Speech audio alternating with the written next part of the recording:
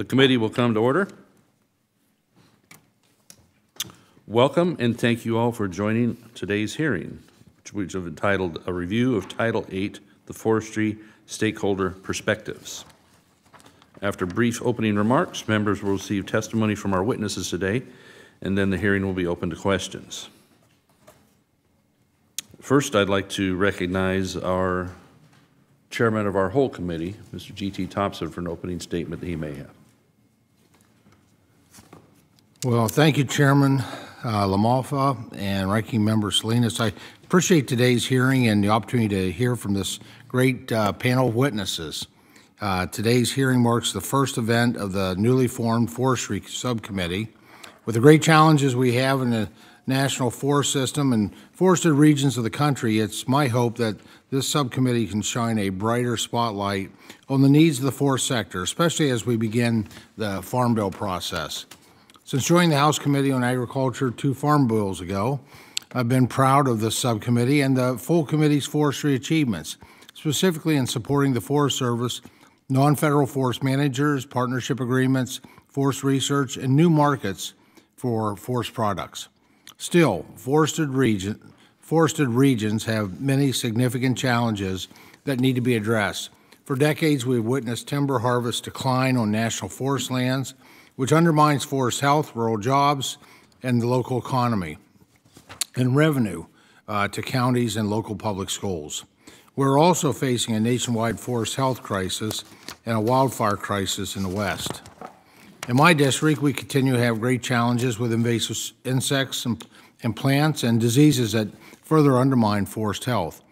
In the West, not only are they dealing with serious forest health issues like invasives, but wildfires remain the #1 issue, devastating communities and destroying homes, property, and millions of acres of forest land. I appreciate, although it was a very solemn experience, just a matter of within the past month of being in Paradise, California with our chairman, community he represents. It was devastated just a couple years ago with the loss of 95 lives. And so just an outcome, the most extreme outcome of poor forest health and a lack of robust forest management practices. By ramping up the forest management, there are very real challenges that we can and must aggressively confront. 3 weeks ago, this committee held a Farm Bill listening session in Tulare, California, and that was a part of that. I was proud to join the chairman and his district and meet with the Regional Forest Service as well as the local forestry and forest product industry. We that opportunity, that visit, the visit to Paradise, was an eye-opening experience to see that firsthand and a reminder of what can happen when we don't do enough to manage our most at-risk forest lands. Unfortunately, this is just one fire, and we've seen some of the most difficult fire seasons in recent years. We must get more aggressive with how we treat landscapes, leverage partnerships, and actively reduce the threat of wildfire. And I'm hopeful that as we undertake the writing of the next Farm Bill, that we can build on the gains that we made in 2014-18 laws and consider new ways to help the Forest Service better manage, increase partnerships, and do the restoration work that is badly needed on the tens of millions of acres identified by the agency. I look forward to hearing from our witnesses today and hearing what recommendations that you have for the upcoming Farm Bill. I'd also like to personally extend a special welcome to Director Schulzenberger for being here today from Pennsylvania. And with that, I thank the chairman and ranking member, and I yield back.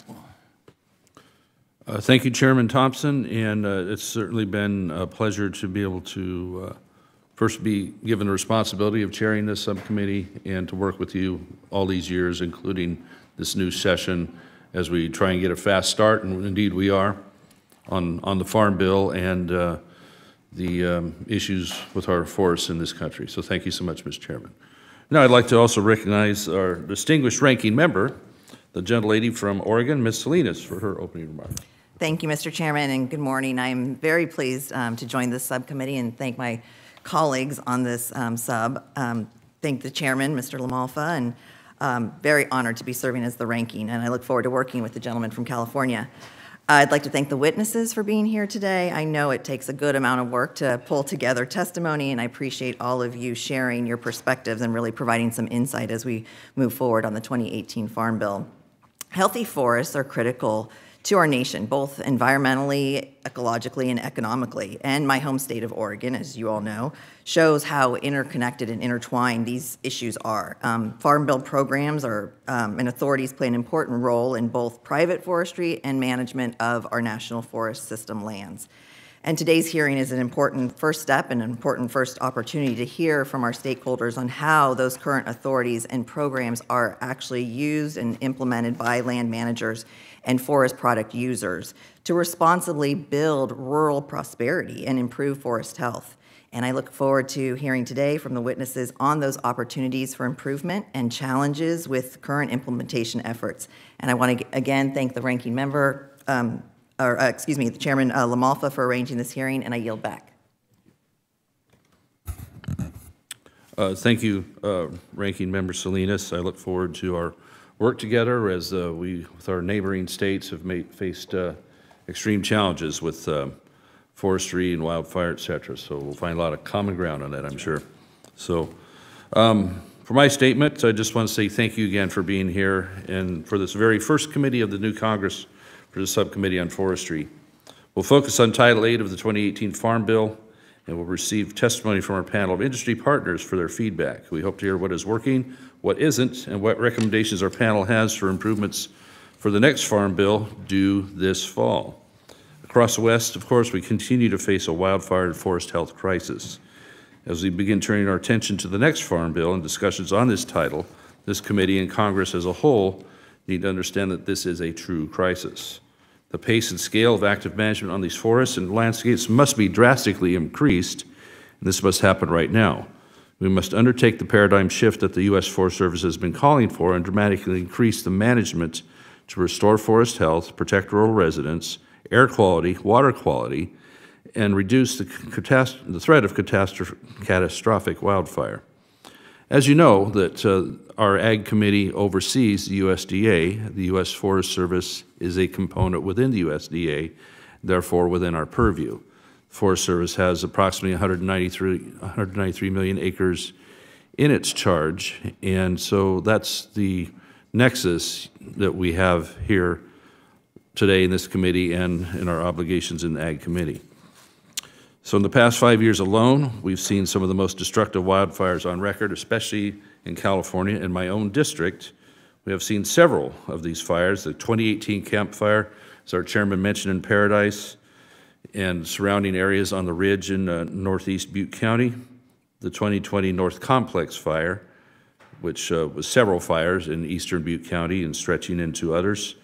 The million acre, say this to yourself for a minute, the million acre Dixie Fire in 2021, which devastated most of Greenville, another town known as Canyon Dam, and touched and threatened many others. And these are just a handful of the many fires. You can't name them all. Since 2000, we've averaged more than 70,000 wildfires per year and an average of 7 million acres burned annually. This acreage is more than double the average number during the 1990s. Since 2018, we've had 4 fire seasons that have exceeded 7 million acres, including 2020, when 10.1 million acres burned. We don't really even have a fire season anymore, as such as it's a year-round fire year. And this has effects not just in the West. We saw during the Dixie Fire that the smoke plume was so massive that it lifted and went across the entire country and affected air quality on East Coast cities where there was advisories for people not to go out and engage in athletic activity. So what does this mean? The Forest Service must get more aggressive in its pace and scale of forest land treatment. It must increase the partnerships with whether it's the private sector, local government, local tribes, and other third parties that can cut, harvest, thin more trees that would otherwise only contribute to declining forest health in our overpopulated forests, and of course the threat of the outbreak of new wildfires. As told to me by members fighting those fires, especially in 2021 during the Million-Acre Dixie Fire, those firefighters on the ground have never seen the conditions like they have. With the acute level of dryness, the dryness factor was such that it was overwhelming what they had to deal with. Over the past 30 years, we've fallen way behind with our forest health and management goals, as well as timber harvest needed to promote that health. We only harvest about a third of the timber we did at the peak on Forest Service lands, and routinely fall short of our allowable sale quality across the National Forest System. Indeed, the number of board feet growing in the forest each year massively outstrips the amount that's being harvested, falling farther and farther behind on inventory. The Forest Service is carrying out its proposed 10-year strategy to confront the wildfire crisis.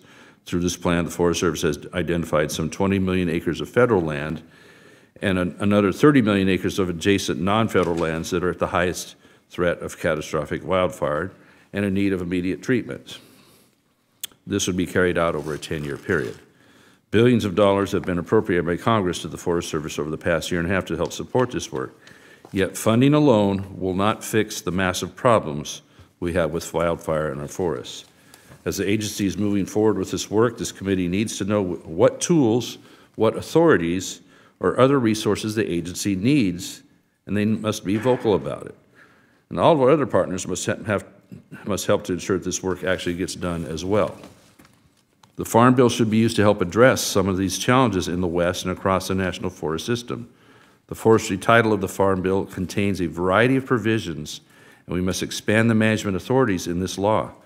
For example, the 2018 Farm Bill contained a renewal of the insect and disease categorical exclusion, expanded it to include hazardous fuels reduction.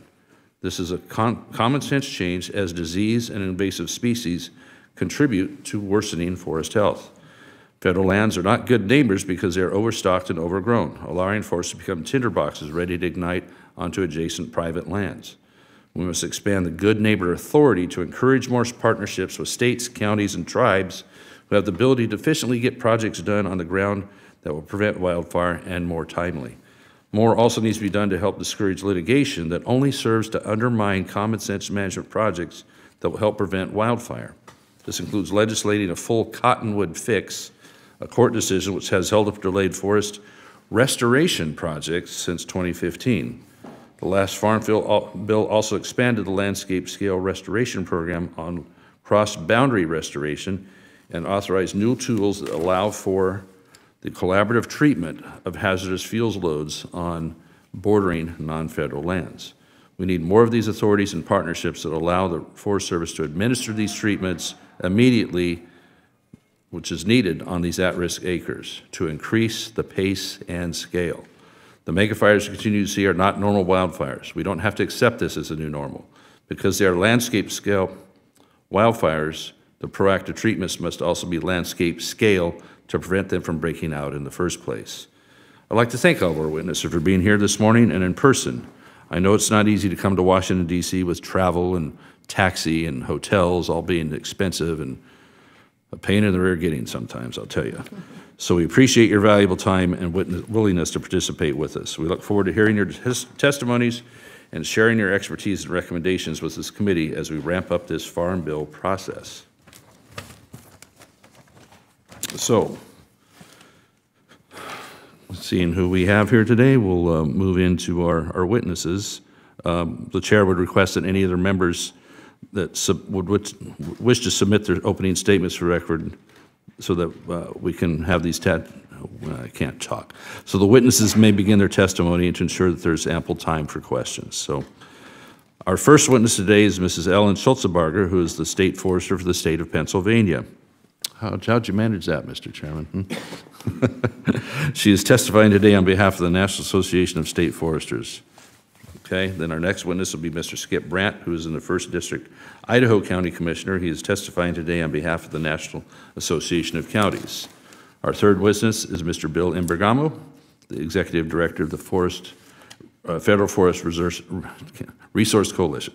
And our fourth and final is Mr. Patrick Holmes, who is the Vice President of Urban Policy at American Forests.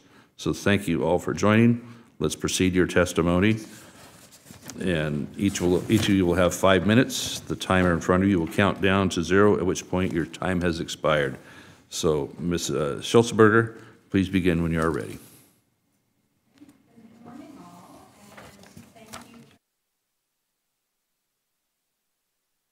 Oh, all right. How about I start over?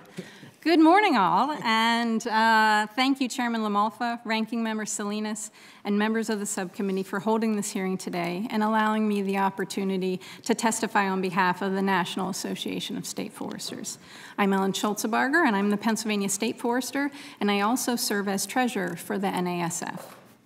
NASF represents the directors of the forestry agencies in all 50 states, the District of Columbia, 5 U.S. territories, and the 3 nations and compacts of free association in the U.S.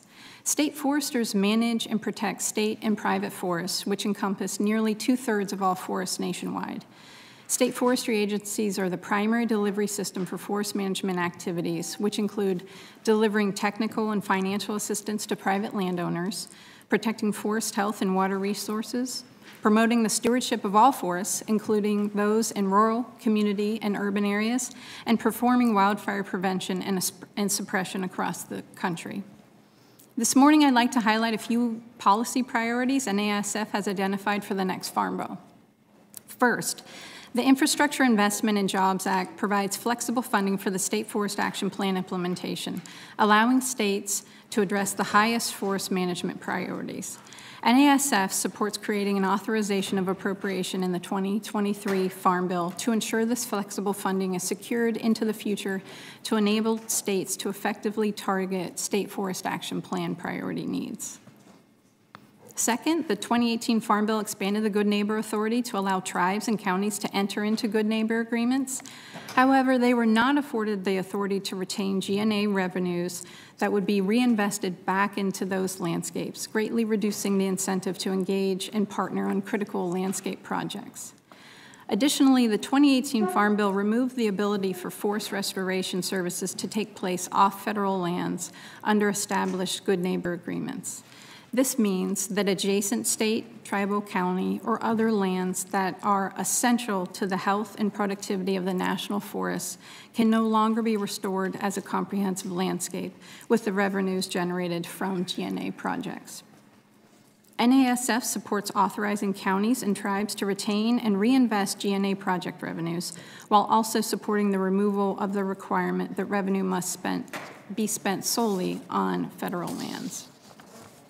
Third, the 2018 Farm Bill codified the landscape scale restoration program, but also stipulated a new rural requirement for LSR, resulting in a subsequent rulemaking by the Forest Service limiting LSR work to communities of less than 50,000 people. This change has significantly reduced the scope and efficacy of the program, eliminating many opportunities to work in critical communities to address large-scale issues such as the wildfire risk reduction, watershed protection and restoration, and the spread of invasive plant, insects, and diseases. For example, many of these ineligible communities are found within high wildland-urban interface areas and are impacted by the spread of invasive pests or diseases. NASF supports modifying the language of the 2018 Farm Bill that designated LSR strictly as rural to allow for the program to address all identified critical forestry issues nationwide. Fourth, NASF supports an all-lands approach to reforestation by creating an authorization for appropriations in the Farm Bill to elevate and support the Forest Service Reforestation, Nurseries, and Genetic Resources Program, or RINGER, which supports federal, state, tribal, and private nurseries and seed orchards. This funding authorization would expand staffing to provide more technical assistance and training, to create opportunities for nurseries to upgrade old infrastructure, to promote practices to increase seedling production and also seed quality, and will better allow the Forest Service to serve as a convener for the increasing nationwide nursery, tree improvement, and tree planting efforts and great needs. We appreciate the subcommittee holding this important hearing today to review the forestry provisions from the 2018 Farm Bill and to work toward developing the next Farm Bill. I would also like to thank you, Chairman Thompson, for your longstanding support and leadership in forestry issues and opportunities across the U.S. and in Pennsylvania. And thank you for establishing this subcommittee. Thank you so much for the time and your considerations of NASF's recommendations. Thank you, Ms. Schultzbarger, for your testimony and your thoughts on that. We look forward to posing some questions a little bit later in the hearing today. I appreciate your thoughts. So let's send it over to Mr. Brandt for 5 minutes. So you go when you're ready.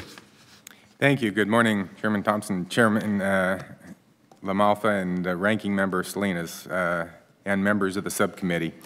Thank you for holding this hearing as negotiations are underway for the 2023 Farm Bill to see how it can strengthen the partnership between counties and federal counterparts.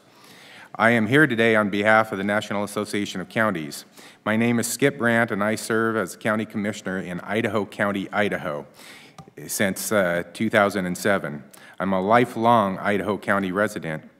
Although we only have just over 17,000 residents, Idaho County is the largest county in the state by area.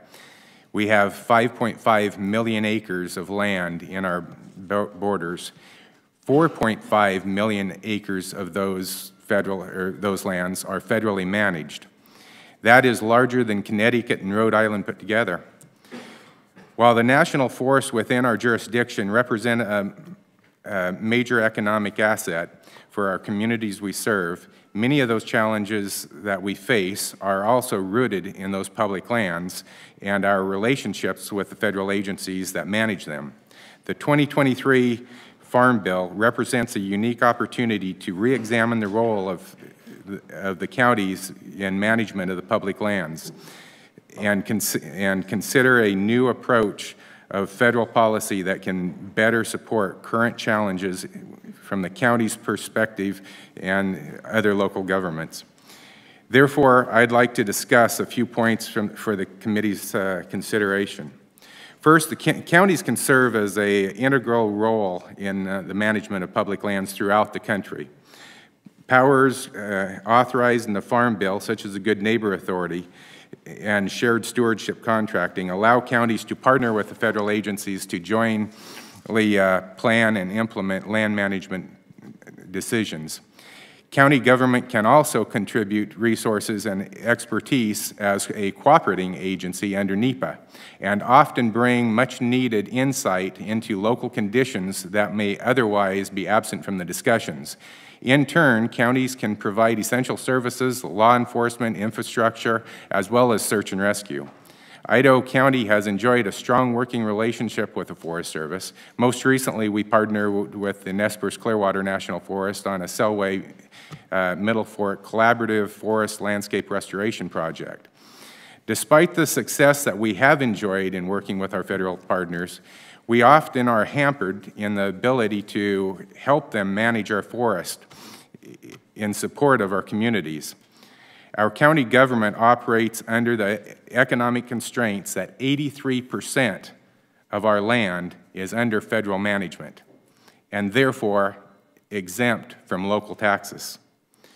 We must also deal with the complications presented by our limited ability to influence federal land management decisions and the bureaucratic obstacles that interfere with the Forest Service's mission to accomplish good managed forests. This has been particularly an area of concern given the increase of catastrophic wildfires. Most of all ignite on federal lands. In the past, the Forest Service spent the bulk of its dollars on forest management, such as timber harvest and mechanical thinning.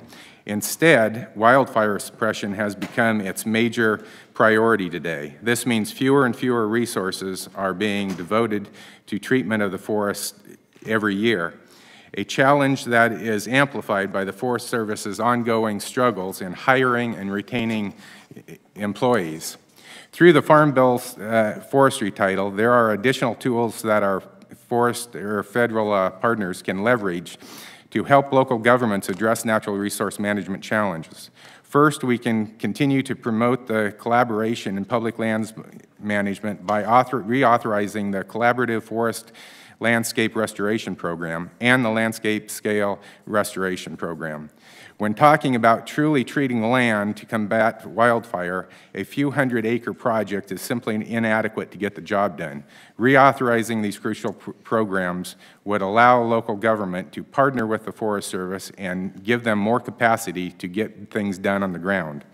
Finally, counties support fully extending the eligibility under the Good Neighbor Authority to counties. In the 2018 Farm Bill, counties and tribes were not afforded the same authority as states to retain and reinvest GNA project receipts. Ensuring that counties can take full advantage of Good Neighbor Authority will facilitate better land management decisions that are based on local impacts and needs.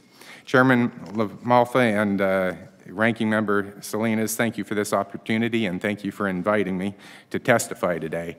I just note that the lands will be managed one way or the other. They can be lightly managed by us or they are going to be managed by Mother Nature. Thank you. Indeed. Thank you, Mr. Brandt. Let's go to Mr. Imbrogamo for 5 minutes. Thank you, Mr. Chairman, Chairman LaMalfa, Ranking Member Salinas, and members of the subcommittee. I'm Bill Imbrogamo, and I'm the Executive Director of the Federal Forest Resource Coalition, and I appreciate the opportunity to testify before you today. And we're very grateful for this committee's efforts to streamline management of the national forests. But I want to urge every member of the subcommittee to recall the horrific conditions we've seen in recent summers. While it's cold and wet now and it appears it will never stop snowing in the Sierras, we must remember that 80 million acres of national forests are at high risk to wildfire, insects, and drought. In 2020 and 21, severe fires blanketed the entire country with smoke, and with most of those fires burning on national forest land. While Congress reacted by giving the Forest Service new funding and new authorities to restore our forests, much more remains to be done. I want to hit on some important context straight away. More than half of the national forest system is already in highly restricted land uses, including wilderness areas, roadless areas, and others. The critical authorities this committee has enacted, including permanent stewardship contracting, expanded good neighbor authority, and categorical exclusions, do not open those lands to timber harvest. They do not waive a single forest plan standard or guideline. They merely give the Forest Service new tools to expedite management and work with partners on lands that are supposed to be managed under current law. And as I noted, my members work in communities surrounded by national forests, and many spend their days working on the forest themselves, conducting management that creates wildlife habitat, reduces hazardous fuels, and provides raw materials which support domestic manufacturing jobs in rural communities. In the 2023 Farm Bill, we urge the committee to build on the work done in previous farm bills, which were enacted with strong bipartisan support and were signed by presidents from both parties. And today I want to focus on two key items from my written statement. First, proposed changes to stewardship contracting, and second, key modifications to the Good Neighbor program, which are very consistent with the remarks of my previous witnesses. Stewardship contracting has been in use for almost a quarter century and was made permanent in the 2014 Farm Bill. Stewardship contracts allow the Forest Service to trade goods for services, including using the value of timber to help pay for wildlife habitat improvement and other activities. Congress established 7 land management goals for stewardship, all of which are equal and equally laudable. Since it was enacted, it's become apparent that management goals are unattainable if there is no capacity to achieve them. Where there are no loggers, truckers, or wood-consuming facilities like sawmills, paper mills, or biomass energy plants, it is either prohibitively expensive or otherwise impossible to conduct forest management activities. Throughout the national forest system, stewardship treatment costs can vary widely, depending on whether there is a market for the wood or not. Where there are robust markets, treatments can pay for themselves. Where that's not the case, treatment costs can run between $3,000 and $6,000 per acre. That's why we're recommending adding an additional land management goal to the stewardship contracting, encouraging the retention of existing forest products infrastructure.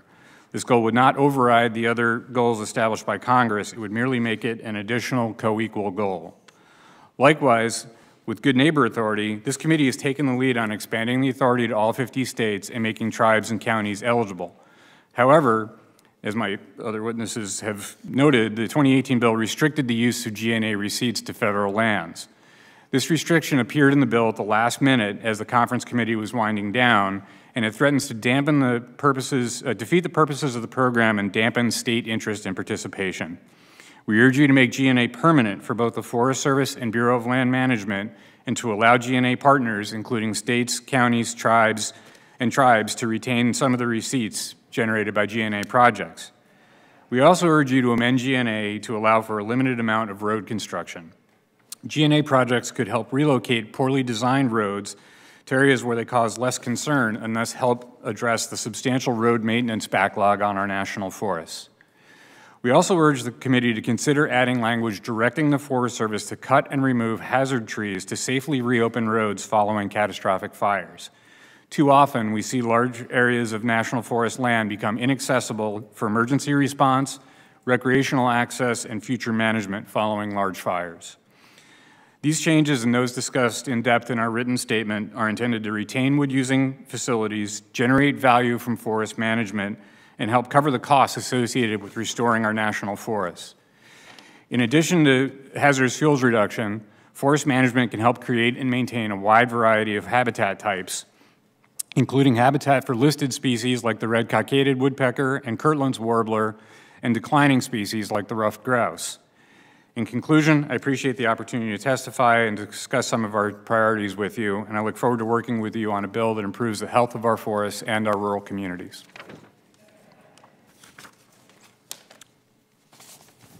Thank you, Mr. Bergamo. I think I said it I answered it nearly anything. more correctly that time, right? Okay, thank you. It's important. All right, lastly, Mr. Holmes, you're up for 5 minutes. Thank you. Thank you, Chairman Lamalfa, Ranking Member Salinas, and members of the subcommittee for the opportunity to appear before you today. I represent American Forests, the oldest national nonprofit conservation organization in the U.S. Since our founding in 1875, we've been guided by a very simple premise that the health and resiliency of the nation's forests and of our forested communities goes hand in hand.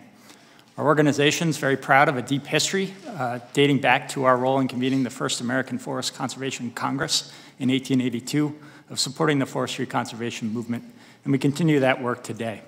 Notably, as part of the Infrastructure Investment and Jobs Act, we led the coalition effort supporting the bipartisan Repairing Existing Public Land by adding Necessary Trees Act, known as the Replant Act, which will provide the Forest Service with the funding to plant or support the natural growth of more than 1.2 billion trees over the next decade. With that history as context, it's our pleasure to participate in this inaugural meeting of the subcommittee and to formally thank you, Mr. Chairman, for your role as a lead sponsor of the Replant Act and for your current leadership alongside the subcommittee for focusing deliberations in our field in the run-up to this new Farm Bill. As our President and CEO, Jad Daly, often says, we are one nation under trees. Forestry has a unique capacity to respond to some of our greatest challenges as a nation and to unite us around our divergent interests around shared goals. As members and my fellow witnesses have testified today, our forests face great challenges, and American Forest is committed to ensuring that our forest land managers have the tools and the resources they need to respond. To that end, the Agricultural Improvement Act of 2018 made significant progress in areas of wildfire risk reduction, restoration of working forested landscapes, and bolstering markets for innovative wood products. While our organization emphatically supports those efforts as part of an effort to accelerate forest restoration and preventative measures in the face of the many threats others have noted today, we also believe that we must intensify efforts to recover our forest resources. Wildfires cause approximately 80% of reforestation needs on National Forest System lands, and alongside other threats, create substantial needs across all ownerships. Larger, more frequent, and more severe wildfires and shifting climate conditions are inhibiting our forest's abilities to regenerate on their own, eliminating nearby seed sources, altering conditions for success, and encouraging invasive species and shrubs that transform fire regimes. These are the conditions that are ripe for severe reburns and altogether forest loss across large swaths of our western landscapes. Although we often cite a history of past fire suppression as one of the leading causes of our current wildfire risk, we may one day look back at our failure to respond to these recovery needs as a dominant driver of our future forest and fire risks. A substantial portion of the 4 million acres of potential reforestation needs on National Forest System lands stems from wildfires over just a 2-year period of 2020 to 2021, which many have noted today was particularly severe. Passage of the Replan Act will help provide the resources to respond, but will only address about a quarter of the current identified needs of just our national forests and won't extend to address the emergent needs we expect that are coming and the needs confronting other land ownerships and amid other threats. To scale up, we must address a workforce and supply chain for reforestation that have atrophied among federal, state, and tribal nation partners. It sorely needs to be modernized and expanded. We further need to improve our planning and reforestation practices to tackle new, evolving real-world challenges. Many of the standard reforestation practices arose from controlled field trials, and they have to be adapted today to evaluate the source and genetics of different species and integrate fuels treatments to address recurring wildfire risks. No funding source or program is currently supporting this applied research and planning work, nor is any program unlocking innovative approaches to workforce needs across the supply chain among partners. In response to these needs, we wish to highlight 3 top priorities for this Farm Bill. First, authorize and significantly increase appropriations for the Reforestation Nursery and Genetics Resource Program, known as RINGER, within the Forest Service. RINGER is a vital but underfunded program. It needs to be expanded to at least $10 million per year to establish a predictable program of work to benefit state and tribal nurseries. Second, establish a new competitive grant funding opportunity for reforestation research, nursery, seed collection, storage, and workforce needs. Our state forest experiment stations, our college and universities can be leaders among public and private partners in helping to address these concerns. And third, establish loan and loan guarantee financing for nurseries serving public, private, and urban reforestation and recovery needs. Financing to expand and build new nursery capacity remains an important bottleneck in the supply chain that constrains the scope and scale of our work. Thank you for the opportunity to appear before the subcommittee today on behalf of American Forests. We look forward to being a leading and pragmatic voice in all facets of your forestry agenda for this Farm Bill and are grateful for all the work you will do on behalf of the nation's forests, your districts, and communities across the country moving forward. Thank you, Mr. Holmes, for your testimony and your thoughts on that. So at this point, members' questions will be taken in order of seniority, alternating between majority and minority, and in order of arrival for those who have joined us after the hearing has convened. You'll be recognized for 5 minutes each in order to allow as much question time as possible. Therefore, I will recognize myself for 5 minutes, but I'm going to immediately defer to the gentleman from Mississippi, Mr. Kelly, so that he can be in 2 places at once. So. Thank you, Mr. Chairman. And we have competing interests, and this was the most important hearing I had today on forestry. Mississippi is a huge forestry state. The pace and scale of forest management must be increased on millions of acres of forest lands. Despite the need to increase forest management, the Biden administration is creating new barriers for land managers. Commissioner Brandt, you stated in your testimony that federal regulations drastically reduce timber harvests within the National Forest System. Can you elaborate on these comments, please?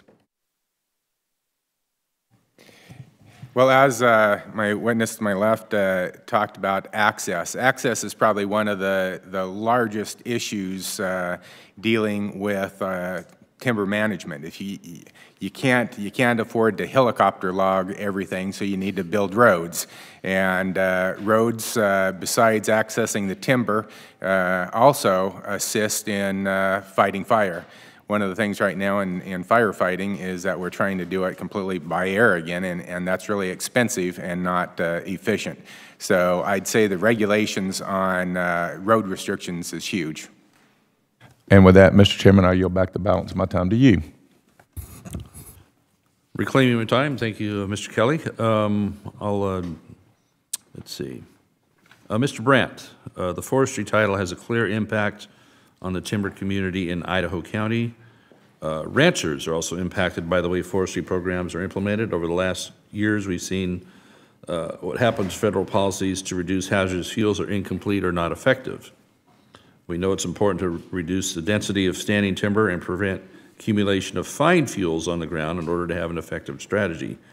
Can you talk about how Idaho has implemented grazing as a land management tool particularly as a complement to the forestry work in your county and your experience? Well, it's good to be popular on these questions. I would say that Idaho generally has a long track record of supporting grazing on public lands and to affect the grass element of the fires. However, because of access and the fire component, as well as in 1995, we were infected by the federal government with the Canadian gray wolf. And that poses a huge issue for grazers who stick their cattle out in the forest hinterlands and have these wolves chase cattle all over the place. Besides depredation, it affects, of course, the health of the cattle, and it pushes them off the grazing allotments, in which then, of course, the grazer gets in trouble for because his cattle aren't where they're supposed to be. And so the grazing component is a great tool, and I'd say that it's used a lot more in southwest Idaho because of the flatter terrain and the less wolves. But again, going back to the fire, if a fire breaks out, those cattlemen have to go in immediately and collect all those cows and get them out of harm's way. And that's not exactly easy to do. All right, thank you for that. Let's go to Mr. Bergamo on Forest Service has only approved 8 fuel break projects using the categorical exclusions, the CEs, which were enacted in November of 21. Covering fuels reduction on less than 13,000 acres. I mentioned earlier, Forest Service oversees 193 million acres, and their 10-year plan was to go after 20 million on their own lands. So the Forest Service has yet to issue guidance on National Forest System units on how to use the Emergency Actions Authority created in the Infrastructure Investment and Jobs Act. In your view, is this a matter of lack of funding, manpower, or something else? And what additional authorities or allocations can Congress provide to increase the pace and scale, probably the authorities, I would imagine, to increase the pace and scale of management on Forest Service land? So again, is it a lack of funding, manpower, or other? I'm hard-pressed to say, Mr. Chairman. Clearly, the Congress has provided substantial resources, about $800 million in the first 2022 supplemental, and then about $5 billion in the Infrastructure Act, and then about $1.5 billion in the Inflation Reduction Act. So resources doesn't seem to be the issue. In terms of the emergency authorities in particular, the administration, USDA, began consultation with tribes on that only about 45 days ago, and that was enacted in November of 2021. To me, it doesn't impart a sense of urgency to begin working on an emergency authority after about 14 months of having it. So in terms of improving response, I think scaling up the number of acres they can treat under some of the categorical exclusions, but I think also just generally oversight of what's going on within the agency. Okay, all right. We've burned my 5 minutes, so I will turn to our ranking member, Ms. Salinas, for 5 minutes. Thank you, Mr. Chair. Mr. Holmes, and thank you to all the panelists for being here today. Your written testimony mentioned the Wildfire Funding Fix secured in the 2018 Omnibus, and it was a great step towards stabilizing the budget on non-fire programs within the U.S. Forest Service. The Infrastructure Investment and Jobs Act and the Inflation Reduction Act increased grant opportunities, particularly for partners as of January of this year, and in particular for Oregonians who've submitted a total of $63.4 million in federal grant requests to protect our forests and communities. However, we often hit these stopping points due to difficulties in navigating the agency or inadequate agency resources. How will the funding provided in the Infrastructure Investment and Jobs Act and the Inflation Reduction Act increase agency capacity to better work with partners like yours? Thank you, Ranking Member Salinas. The question's a great one, and I would frame that the contribution of the new funding as game-changing. As you know, and as you stated, prior to the 2018 fix in funding, there was constant triage around the potential for fire borrowing to disrupt programs in any given year. Since that fix, there hasn't been significant increases until the Bipartisan Infrastructure Law and now the Inflation Reduction Act. And that surge in funding offers the opportunity for organizations like American Forests to potentially move beyond a project-by-project partnership approach to one that's far more programmatic and efficient. It allows us to scale up our programs of work to higher staffing. As a nonprofit organization, we need that predictability of multi-year funding. It also allows the Forest Service to bring on the types of contracting and partnership agreement support it needs to work more effectively with partners. I would say that the Forest Service has made progress under the 10-year strategy that they've announced to prioritize resources, to streamline partnerships, grants, and agreements, to develop more of these large-scale partnership agreements that they're calling keystone agreements. But there are opportunities for that work to be expanded, and I think all of the witnesses here today have mentioned those opportunities spanning tribal government, local government, state government, the private sector and industry, and nonprofit partners. Unleashing those partnerships right now at a time where capacity is one of the greatest limiting factors in accomplishing our work will be critical to everyone's collective success. Thank you.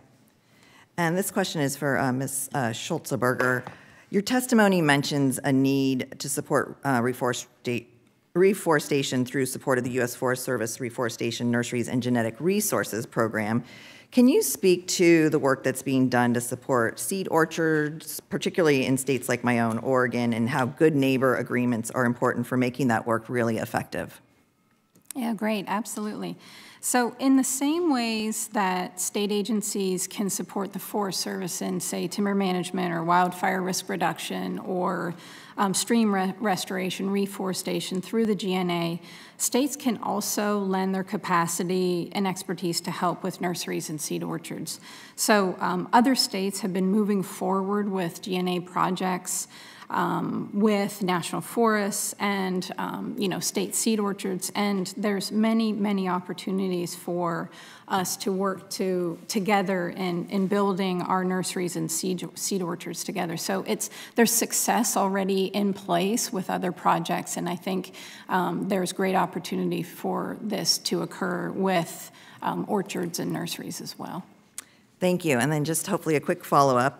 It was recently reported that the state of Washington may actually need to utilize Oregon nurseries to meet their reforestation needs. And the Bipartisan Policy Center has separately identified a gap that the nation's nurseries are not really equipped to meet those skyrocketing demand for tree seedlings. Should we be looking at financing mechanisms like loans and loan guarantees through U.S. Forest Service to support our nation's nurseries? Yeah, absolutely. And my fellow witnesses also talked about the need for being able to fund those restoration and nursery opportunities. We have failing infrastructure in our nurseries. We have great needs for capacity for seed orchards and also for the staffing to be able to do so. So putting funding towards the nurseries would be very helpful. And I've been hearing directly from my nurseries on that, so thank you. I'll yield back. Thank you.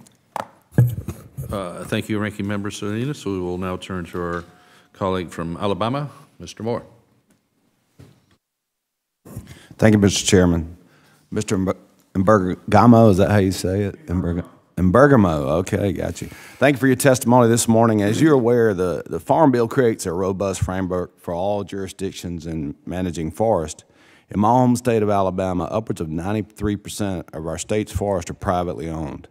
Can you talk a little bit about an active role as far as public-private partnerships and how that plays out in the management of these private forests? Well, sure. I always say I don't represent the entire forest products industry, just those lucky enough to try to do business with the Forest Service. So that's the perspective I come at it from. My member companies across the country, hardly any of them solely rely on the Forest Service. Probably those in the Dakotas are the most reliant, and those in Idaho as well. I think the reality is if we don't have the national forest well managed, that impacts the ability of private landowners to manage their forests. We're a highly cyclical industry. We're entering a bit of a downturn right at the moment. I always say my members enjoyed a brief bout of profitability the last couple of years. And when we go into these down periods, the Forest Service still manages their land. They're not economically motivated. That helps keep sawmills open and keep wood-consuming facilities in place. And if we can have the national forests that manage for a variety of reasons, that create habitat, they want to reduce fuel loads, that sort of thing, that helps keep the wood infrastructure existent and viable so that when we do have a return to more robust prices, private landowners have outlets for those wood products. So I'd say that the system works in concert, not necessarily with, particularly in the Southeast, it's rather independent. Thank you. Ms. Schultzenberger, your testimony states that you would like to see a post-disaster forest landowner assistance program bolstered. In Alabama, this is particularly important to our foresters. I am an original co-sponsor of Reps. Carter and Sewell's Disaster Reforestation Act of 2023. Aside from fair post-disaster tax treatment for private forest owners, what technical assistance can be provided to restore the forest to their pre-disaster conditions? You know, there's a need to move quickly in these situations and get the assistance to the landowners, and also with those that are managing both the agricultural side of things and the forestry side of things. So often FSA lacks that technical forestry expertise, and as I said in my comments earlier today, state forestry agencies have those technical foresters on staff that can help provide that technical assistance and help provide that quick response needed in these situations. And so I think there's opportunities for FSA to lean on state forestry agencies for that technical assistance and outreach to landowners to get them what they need to get ready. Yeah, and we deal with so many hurricanes. I can remember Hurricane Michael came through, and it looked like you had just dropped a giant lawnmower on all of the southeast part of the state in Georgia. So very often I think it's important that we respond pretty quick in this post-disaster, especially in our part of the world. We lost so much timberland. So, yeah. So thank you. And with that, Mr. Chairman, I'll yield back. All right, thank you to the gentleman. We will now turn to Ms. Lucencamp Perez from Washington for 5 minutes. Thank you, Chairman. And thank you to all of our witnesses for being here today. Ms. Schultzenberger, you mentioned in your testimony the importance of good neighbor authority, which right now is critical for our forests, especially federal. If the federal agencies aren't able to get boots on the ground, good neighbor authority is critical to leverage state and local partners to get those important forest health projects completed. But we also know there's important work to be done on non-federal lands, which is why I'm proud to be introducing a bill with Congressman Fulker, the Treating Tribes and Counties as Good Neighbor Act. This bill expands the Good Neighbor Authority to allow tribes and counties like mine to reinvest funds they receive from Good Neighbor Authority timber sales into restoration projects and expand the abilities of all partners to have a restoration performed on their lands, not just federal lands. This bill recognizes that tribes and counties are on the front lines of the challenges facing our federal lands, such as wildfire. And, you know, those of us living in the WUI, living in these timber counties, we have a lot of incentive to get this work done, and that's one of the reasons I think it's so important that we support this legislation.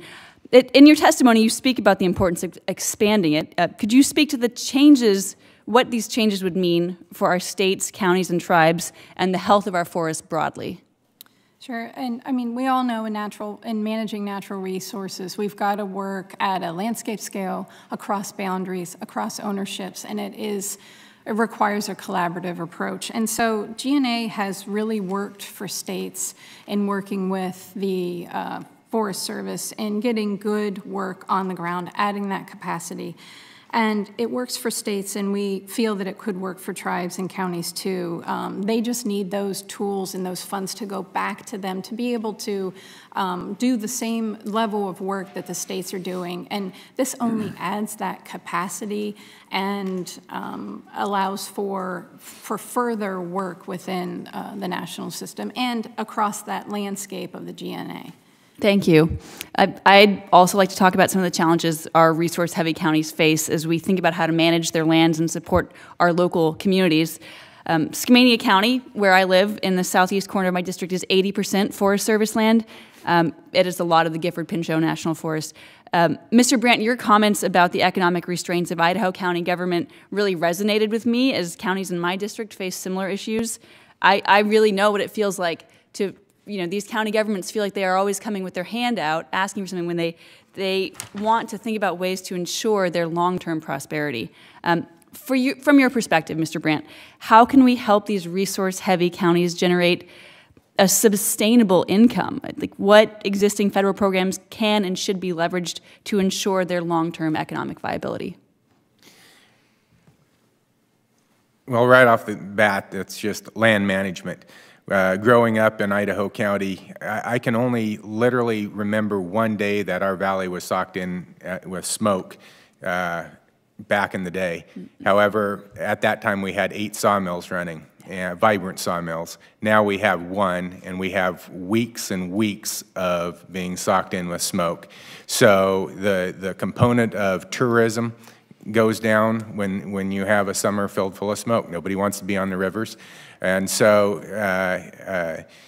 dealing with the fire issue is probably the #1 aspect outside the actual timber harvest. To be able to, one of the issues right now, and talking to Chief Moore, and the Forest Service has money to attempt to increased harvest, but from that, they believe that an industry is going to come in and build a $50 million facility. And that's just not going to happen unless the federal government can come up with some way of guaranteeing that fiber supply for 30-plus years. Nobody's going to come in and spend that kind of money in anticipation that the government isn't going to change their mind and shut down timber harvest. Thank you. I'd like to touch briefly on the importance of workforce development within the timber and forestry sector. We saw so many of our biggest timber county losing their forestry programs and their high school levels. So in the last 30 seconds we have, I just think it's important that, we are thinking about building out a domestic workforce that can take on these jobs and enrich the local rural communities. Tourism is great, but we also need to focus on the natural resources we have. Mr. Holmes, would have loved to hear more from you on this, about how we can address these constraints in workforce development, but thank you for your work on that. Mr. Chairman, I yield back. Thank you. Okay. All right. Thank you for your questions on that for our colleague from Washington. I'll turn to our colleague from Oregon, Ms. Chavez-DeRemer, for 5 minutes. Thank you, Mr. Chairman. And I apologize for not being here for the live testimony, but I did read the testimony that was submitted to us. So I just have a few questions. Ms. Schulzenberger, did I get that right? Schulzenberger, yep. Thank you. Very good. Well, there were some technical assistance questions that were asked by my colleagues here. And so this might be a repeat for you, but can you tell me some examples of the technical assistance provided by the National Association of State Foresters to private landowners, and why is TA, technical assistance so critical of a component to achieving State Forest Agency's common mission of protecting America's forests? And have you identified any other opportunities for improvement in delivering the technical assistance specifically? Yeah, absolutely. Knowing that most of the forests across the United States are privately owned, and there's a lot of technical information regarding forest management. So you've got restoration needs after a wildfire, or needing to manage the forest to reduce the potential impacts of wildfire or the impacts from invasive species. So there's a lot of different ways that we connect with landowners to make them understand those issues that are potentially out there, or how best to sustainably manage their forests moving forward. There's a lot of details and information that the technical assistant staff and foresters provide, and make those connections with landowners to understand that there is opportunities and available funding or connections with consulting foresters to be able to best manage those lands that they have in their back 40 or the back 100 or 200 acres. Thank you. Commissioner Brandt. You mentioned in your statement frivolous special interest lawsuits only serve to delay much-needed management of the national forest system. You also suggested in your testimony that federal regulations drastically reduce timber harvests within the national forest system. So kind of as a follow-up to those, how does the Endangered Species Act affect your work on both the federal and private lands? And are there any programs that are especially hard to implement because of ESA?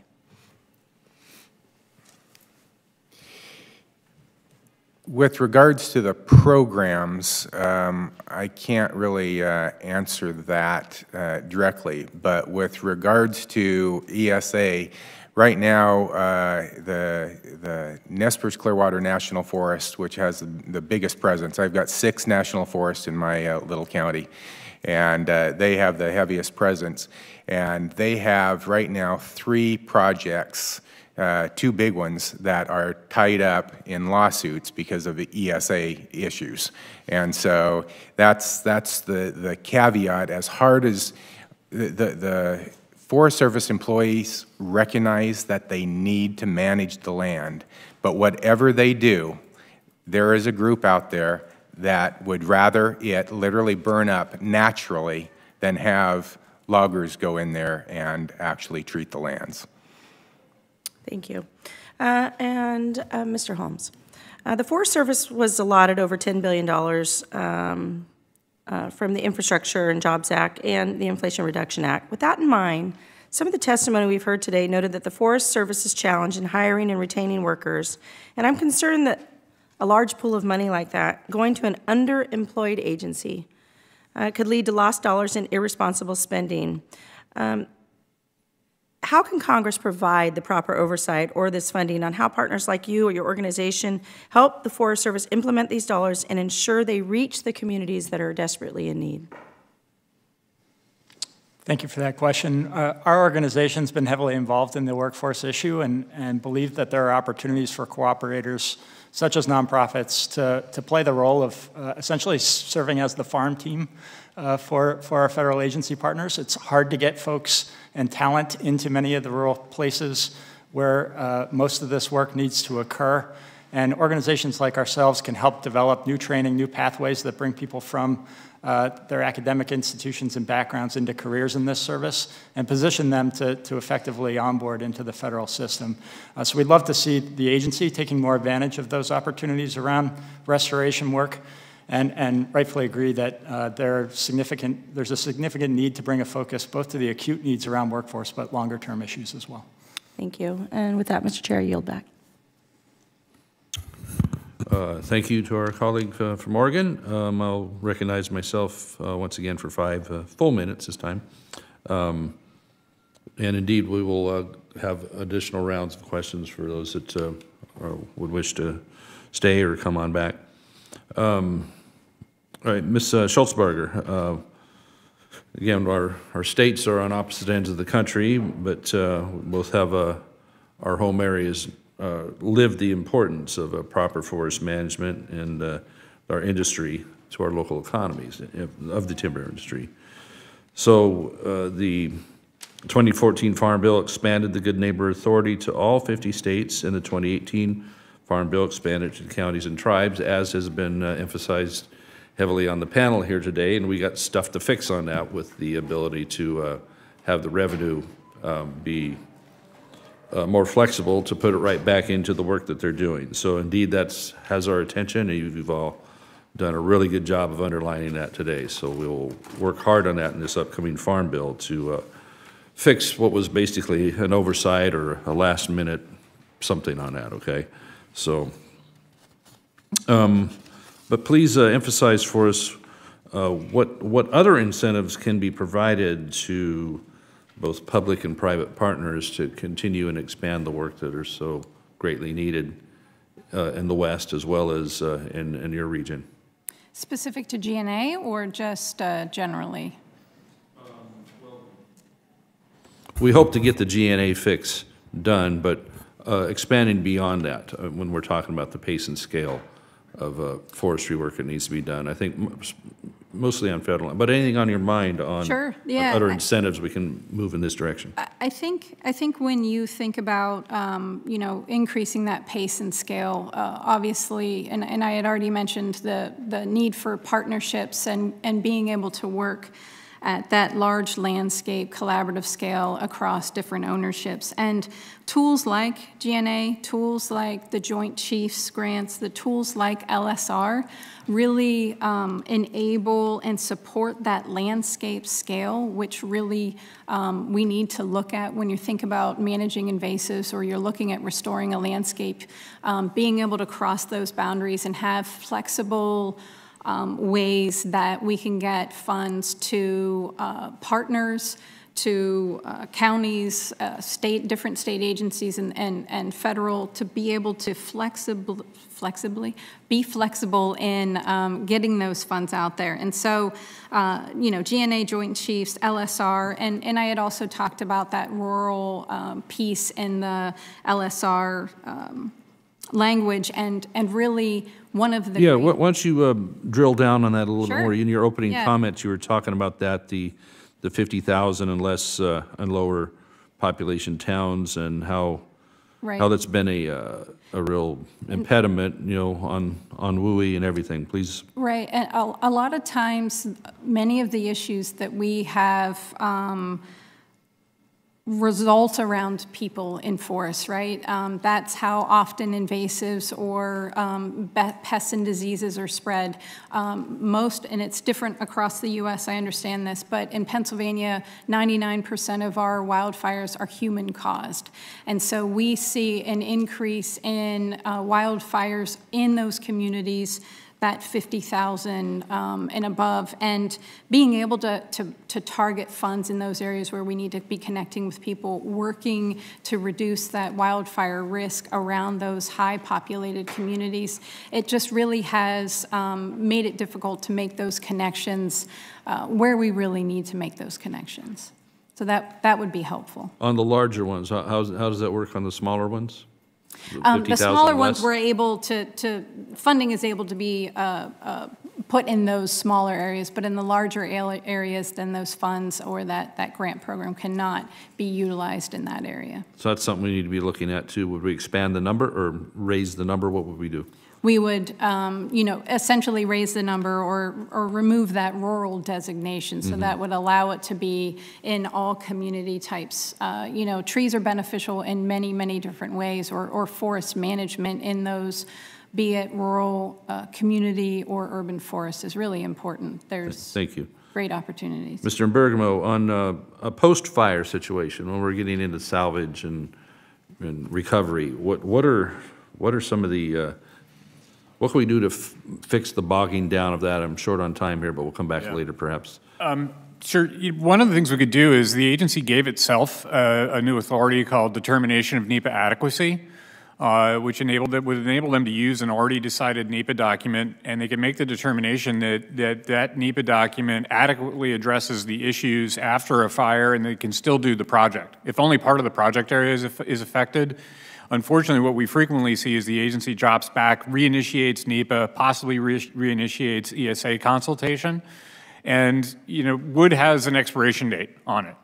Depending on where you are, it's longer or shorter, depending on if you're in an arid climate or a humid climate. Yeah. But using that authority more aggressively, and frankly, having a plan before the disturbance. We know what kind of disturbances are affecting the national forests: fire in the west, hurricanes in the southeast, wind events in the northeast, and having a plan on what to do on general forest acres and implementing it immediately would help address reforestation and capture more value.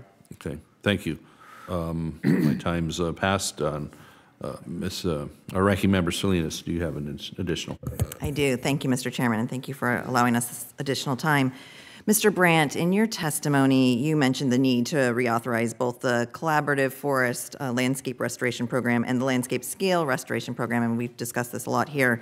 And you mentioned needing stronger partnerships to make to ensure that these programs are successful. From your experience with the Clearwater Basin Collaborative, what opportunities do you think there are for stronger partnerships? Well, number one, if the counties were able to gain the GNA receipts aspects to put back into the ground. I mean, you're dealing with small counties. We don't have a forester. We got a fire mitigation person, but we are limited. Our noxious weed department has 2 employees. I mean, that's really the component that I see as the largest gain is if we can have receipts to go back to the ground, we can hire people. I don't have to take 6 to 9 months to do a background check like the Forest Service does. I can hire a forester tomorrow and put him out on the ground the next day. And same with noxious weeds or any employee. So again, funding components is probably the #1 aspect of beyond the agreements. Thank you. And, you know, Oregon is fortunate. We received nearly $11.7 million last April for 5 of these projects, and I think our communities are really excited about it. And this may be the same question, just asked in a different way, but what is, in your opinion, needed to maximize collaboratives like these, and what changes should be made to the program? I think they've I've covered it as best I can. Yeah, again, it gets into funding aspects and anything that could, again, limit the lawsuits that come about. They attempted, Congress in putting together the collaborative efforts attempted to take that away, but again, there are groups out there that do not want the Forest Service to manage the land. They want it to be natural, and they're just sitting back waiting for the opportunity to sue to tie up a project. Thank you. And then, Mr. Imbergamo, in your opinion, does the U.S. Forest Service have capacity issues right now, and do you believe current staffing issues contribute to those capacity issues? Yes, they do have staffing issues now. They lost over 8,000 silviculturists and engineers in the early 2000s. They had about 8,000 retirements coming at them, and they largely did not restaff in those positions. And they are down quite a number of positions.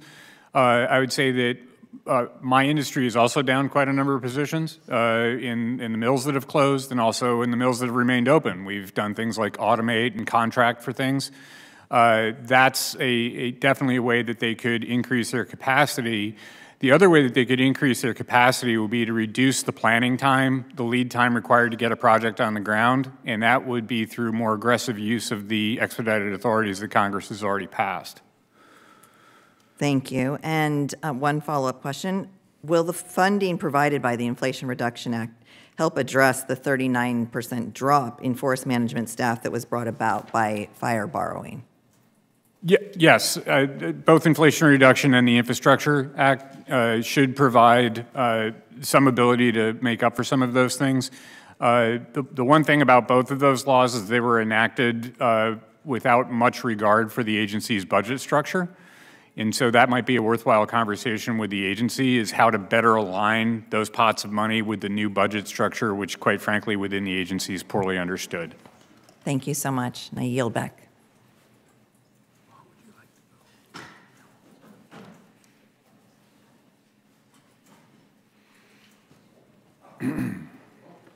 Our committee chairman has rejoined us, and I'll recognize him for 5 minutes for any questions he has. Chairman, thank you so much. My apologies, I having to step out here with, but I'm glad to be back. And I thank you all and your written testimony. And a couple questions. Invasive insects and plant species have had devastating effects on forest health and need to be treated through active management. I would argue using landscape approach, like we try to do with addressing preventing wildfires. You know, we've seen this devastation in Pennsylvania with pests such as the spotted lanternfly, the gypsy moth, and the current plant species of the day, which is a glossy buckthorn. Director Schulzebarger, can you speak to the challenges that we've seen in Pennsylvania with invasive species, and how can Congress assist the Forest Service and forest industry to work with to work with state forestry agencies, forest managers, and other partners to address these challenges. Yeah, it seems that our crisis in the east is definitely invasive species, and glossy buckthorn is the new one. And if you're not aware, it's a bush that essentially changes the character of, no longer forest, and is quite impactful. But the ability for organizations, be it federal, state, county, to be able to, or nonprofits and landowners to be able to work together at a landscape scale is probably the most critical way to make change.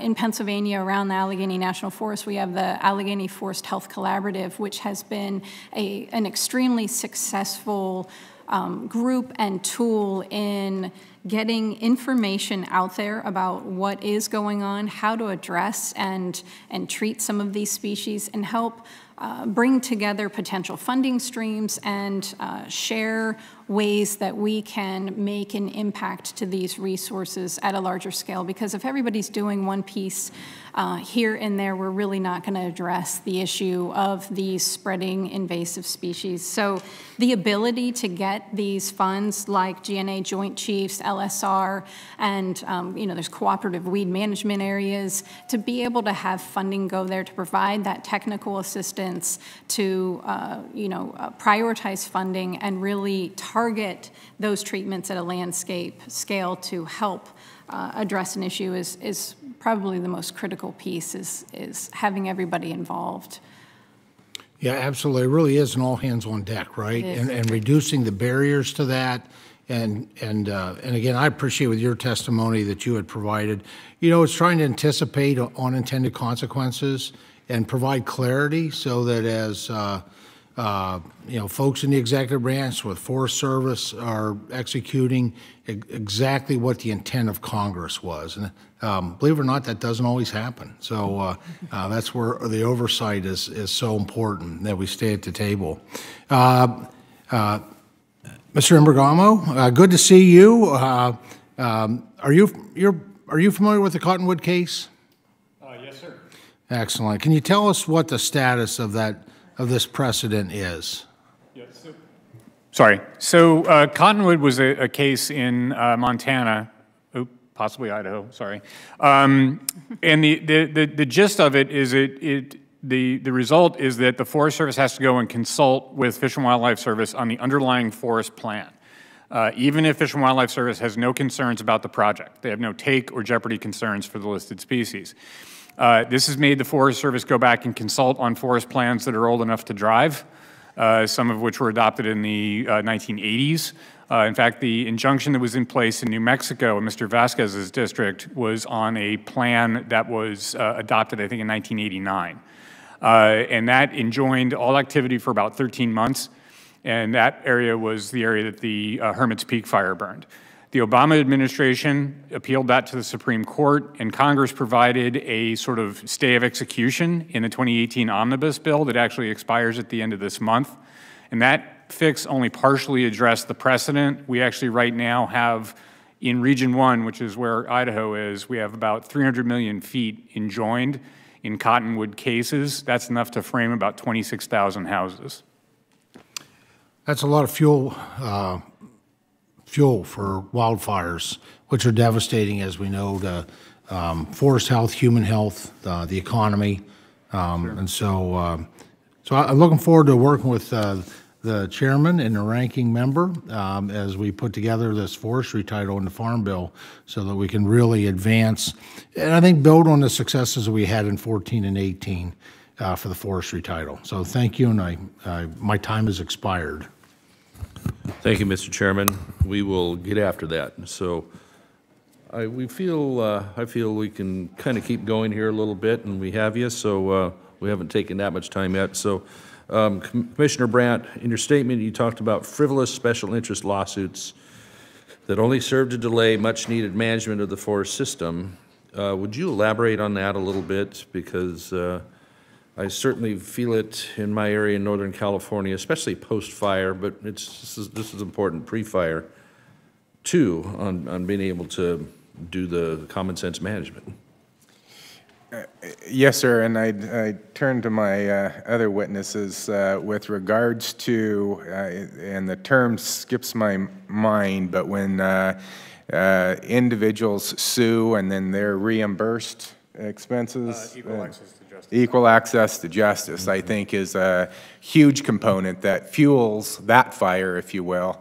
And if there could be something done with that, I think that would assist the agency in a huge way. Elaborate a little more on that, please. If somebody sues the Forest Service and wins, the Forest Service basically writes the suing entity a check. Yeah. And they tend to get a little gun shy about trying to step out and do projects, it seems. So. Yeah, that is true, Chairman. So the federal regulations have reduced timber harvests within the forest system. What regulations do we need to be looking at, whether it's part of the Farm Bill or outside of that, to, you know, I mean, we're not trying to get away with murder here. It's behind. We're behind by 50 years. Go ahead. Absolutely. You know, again, lifelong resident of the Clearwater Valley. My house overlooks the confluence of the South Fork into the main stem. It is where I live, I play. It's where I'm going to retire. I'm not trying to over-harvest somebody else's backyard. This is my home, and it's important to me. And the dynamic of I sort of lost track there. The dynamic of what we want to get done on the ground is complicated by the Forest Service's processes. Let me just, the Forest Service never gets rid of any of their internal process. They just keep stacking on top. And that gets back to their inability to hire employees, where it takes 9 months to just do a background check. You can get a fully automatic machine gun, and it takes less to do a background check there. But just to get employed by a federal agency like the Forest Service, it's just that calls back the process. I think several on the panel have talked about with workforce here, with the frustration of getting the workforce filled up, whether it was within the agency or even out there in the private sector. So we have to incentivize that somehow. And it's to your issue, you talked about, Mr. Brandt, earlier too, with 83% of the land, I think, in your county in Idaho, yep, is federally owned. So we get into the PILT, you know, payment in lieu of taxes. And SRS. That we hope to keep funding, I guess, or something. And the SRS, Secure Rural Schools, which those folks, they came to my office here recently. It seems like a hat in hand every year or every at least extension of keeping the backfill from the loss of the industry. Now, anybody on the panel wish to touch on those, the PILT or especially the SRS? Well, I jump out first. Again, going back to the days when I was in school, our school system was the wealthiest school system in the state. Now we're one of the poorest. Again, because we were doing regular timber harvest projects, we would reap 25% of the stumpage fee. And now that we've gone away from really logging, but going more into regular stewardship instead of standard timber harvest, we don't get that. That 25% is not set back for the counties, for the schools and roads. So that's an anomaly too with the stewardship, where the Secure Rural Schools used to receive the timber receipts for schools and roads within counties. The stewardship that money has bypassed that. Yes, sir, it has. And I just note that right now about 25% of the Forest Service sale program goes out as stewardship contracts. So those do not generate receipts for the counties. In California, it's north of, I think, 35 or 38%. And that also needs to be repaired in the Good Neighbor Authority, where the dollars that would come from that work are not staying local either, to help replace the Secure Rural Schools funding that we have to come hat in hand to DC for, right?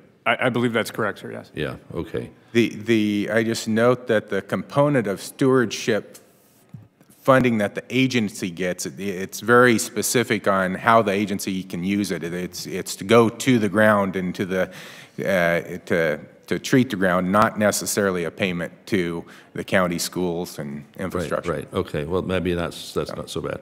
All right. I'll recognize Ranking Member Salinas, and we'll probably call it a day after that. Okay. Thank you, Mr. Chair.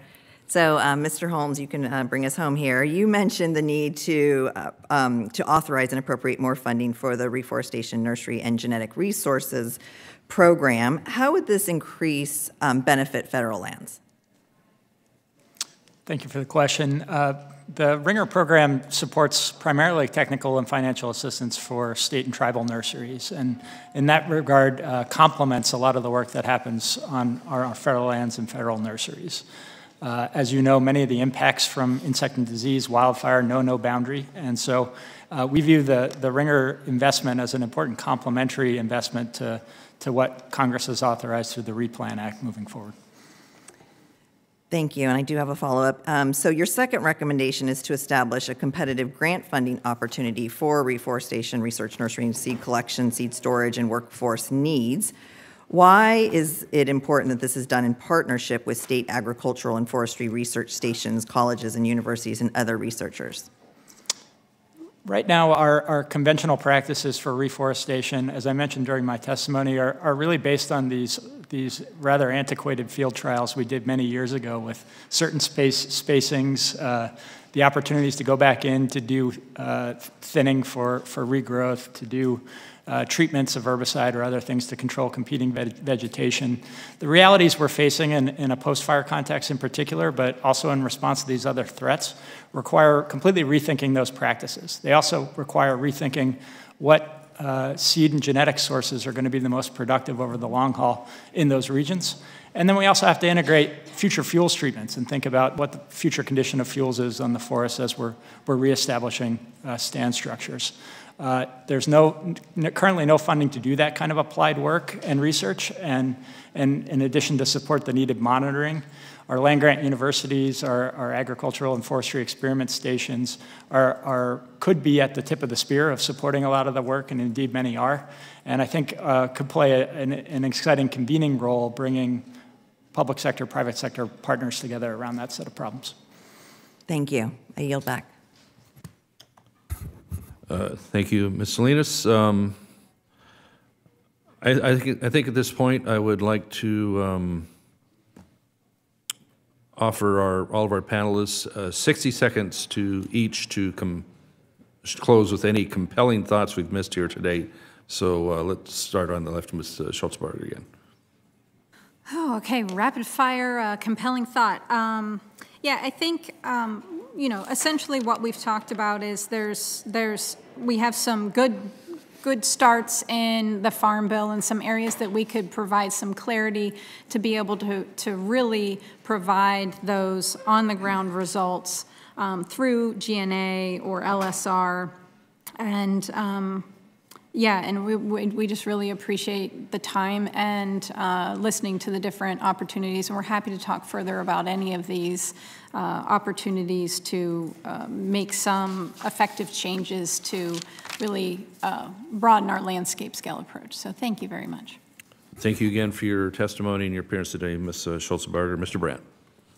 Well, I just thank the committee, and this is exciting to have this opportunity and have the possibility of fixing a potentially broke system. So look forward to moving forward with the Farm Bill and hopefully finding a solution to not have the counties coming back and with hat in hand asking for PILT payments and SRS payments.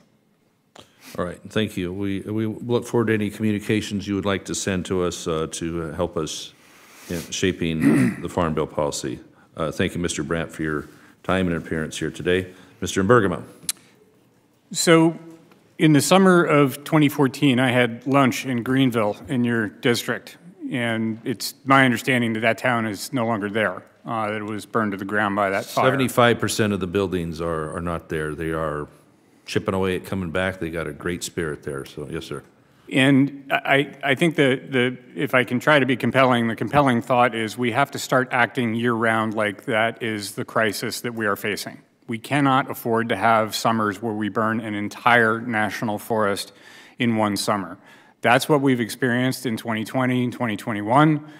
Thankfully, 2022 was a bit of a reprieve, but the conditions that would allow that to happen are present on the landscape. And we need to start acting like a change in paradigm is sincere and is happening year-round, not just when there's no trouble mobilizing resources when there's a large fire on the horizon. We just have to realize that fire is always on the horizon, even when we cannot see the smoke plume. Appreciate it. Thank you for that. Mr. Holmes. Thank you, Mr. Chairman, Ranking Member. We very much appreciate the discussion today, as well as, again, wanted to reiterate our thanks to you for the focus you're bringing on our field as part of this subcommittee's work. One area we didn't touch on today is the importance of forestry that spans multiple other titles of the Farm Bill, notably research, conservation, and rural development. I just want to highlight that integration is really valuable to our industry and our partnerships. And also want to offer again that our organization's eager to be a resource, pragmatic voice as part of this Farm Bill reauthorization for you and your staff. So thank you. Thank you, Mr. Holmes. Ranking Member Salinas, do you have any closing statement or thoughts? Yes, just quickly. Thank you, Mr. Chairman. I want to thank the witnesses today for your travel and your time. You provided great insight into and expertise on forestry provisions from the 2018 Farm Bill and possible areas where we can make some positive changes, and I'm looking forward to that work. Your views will essentially help guide us to reduce the risk posed by catastrophic wildfire, pests, and disease, and promote the creation of jobs and rural opportunity, in particularly in my district. So I'm really excited to figure out what the restoration economy really looks like moving forward. And I'd like to thank the chairman, Chair LaMalfa, for organizing this kickoff hearing for the Forestry Sub, and I look forward to more hearings and events as we work towards that 2023 Farm Bill. Thank you. Thank you, Ms. Salinas. I want to thank our staff, our teams on each side for really making it happen in the organization of today's hearing. I look forward to doing a lot more of this. I think we indeed have to have a lot more discussion and action to help our nation's forests. As my constituents, when I go see them, they're just tired of being under the gun of fire danger. I'm tired of seeing my towns being threatened and disappearing in a ball of fire, loss of life. As mentioned, 85 lives lost in that large fire in Paradise. We have to look at some of the issues that need to be truly reformed, not to skirt the laws that are on the books, but to make them modernized, make them work for us. The NEPA issue, whether it's pre-fire work or post-fire, needs to be brought into line so that it actually is practical for the people doing good things on the ground. Endangered Species Act, we need to look and see, is that really working well to recover species for the offset of what it costs in time and effort to do projects that need to be done. The area of lawsuits, as it was mentioned as well. It seems it's more a way to just block the good work that needs to be done and put money in the pockets of those that have nothing to do with the industry or the communities or rely on the product. Why is the United States the #2 importer of wood of any country in the world when we have so much in our own backyard? As I kind of heard mentioned at the end, we need to look at this with urgency. We do have an emergency situation. We did dodge a bullet a lot in 2022 with the massive fires we saw in 21 and 20 and 19 and 18, and going back into, a little farther back into some of the North Bay area, my colleagues like Mr. Thompson and others have had to deal with over there. We've got to treat this with great urgency. And I don't always see that in the pace and scale with which some of our representatives or agencies move. So, I mean, my goal with the immediate issue of fire danger is that let's get these fires put out before the fire has a name and before there's a T-shirt vendor on site with the name of that fire and yet another graphic for us. We can do a lot more of this in time, okay? So we've much to do. I look forward to more of these hearings and bringing a broader scope of folks into place to look at all the aspects, do something that's fair, something that's right, and at the end of the day, very productive. So with that, thanks again to our panelists. We do appreciate your time and effort to be here in your testimony and look forward to communicating with you going forward. Thanks to our ranking member for her patience and time, as I'm really, really into this and want to see some good stuff happen. So thanks so much. God bless you. And this hearing is adjourned.